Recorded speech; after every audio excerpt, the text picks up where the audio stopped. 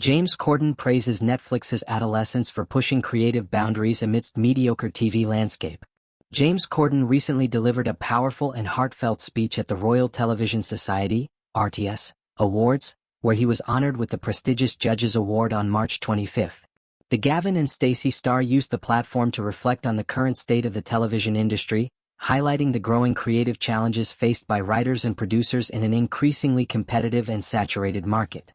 Corden's speech resonated deeply with industry professionals and fans alike, as he called for greater creative freedom and risk-taking in television production, using the success of Netflix's hit series Adolescence as a shining example of what bold, creative storytelling can achieve. A moment of recognition at the Royal Television Society Awards. The Royal Television Society Awards, held annually to celebrate excellence in British television, have long been considered one of the highest honors in the industry. For Corden, the evening marked a significant milestone in his career. The 46-year-old actor, comedian, and writer was recognized for his contributions to television, particularly his work as a creator and writer of the beloved BBC sitcom Gavin and Stacey, which remains one of the most cherished British comedies of the 21st century.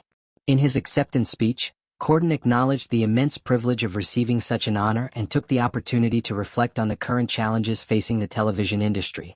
He noted that the landscape has changed dramatically since he first began his career, and not necessarily for the better. It seems almost unthinkable today that a pair of first-time writers would ever be given such creative freedom, Corden remarked, referencing his early days working on Gavin and Stacey with co-writer Ruth Jones. The show, which aired from 2007 to 2010, became a cultural phenomenon, drawing millions of viewers and earning critical acclaim for its witty writing and relatable characters. Challenges in the television industry. Corden's comments highlighted the broader issues affecting the television industry today. As streaming platforms have become dominant, traditional networks and production companies have faced increasing pressure to compete in terms of both volume and quality of content. The explosion of content across various platforms has led to what some industry experts have described as content fatigue, where the sheer amount of programming makes it difficult for any one show to stand out. Right now, as an industry, we are facing so much uncertainty, Corden said. Budgets are tightening, platforms are consolidating, and the sheer volume of content sometimes makes you feel like you are shouting into the void. His remarks reflect the growing financial pressures on networks and production companies, many of which have had to cut costs and scale back on creative risks. The result, Corden suggested, is a television landscape that often feels formulaic and uninspired, with many shows sticking to safe, proven formats rather than experimenting with new ideas. However, Corden urged writers and creators not to be discouraged by these challenges. "Do not let it dim your light," he said. "We are blessed to live in a place that has the BBC and the National Theatre, and these institutions are the pinnacle of this country's creative output." A call to protect creative institutions. Corden's praise for the BBC and the National Theatre was particularly meaningful, given his years spent working in the United States as the host of The Late Late Show.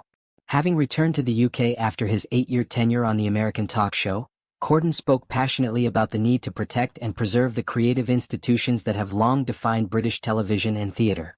"After living away for so many years, I cannot tell you how much these institutions need to be protected," he said. "They are the lifeblood of our creative industry, and they provide opportunities for writers, actors, and directors to develop their craft and tell stories that matter."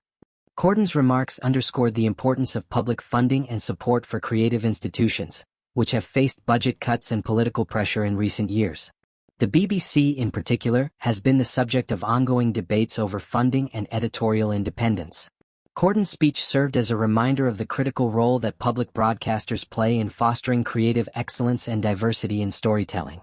The success of Adolescence as a creative breakthrough. In his speech, Corden pointed to the recent success of Netflix's Adolescence as proof that bold, original storytelling can still resonate with audiences, even in an oversaturated market. The show, which debuted earlier this year, quickly became a cultural phenomenon, garnering 66.3 million views within its first month of release. When you see the response to a show like Adolescence these past few days, maybe it's telling us that now might be the time to actually be bolder and to back the ideas that perhaps might scare you a little, Corden said. Adolescence, created by emerging writers and featuring a cast of mostly unknown actors, has been praised for its raw, authentic portrayal of teenage life.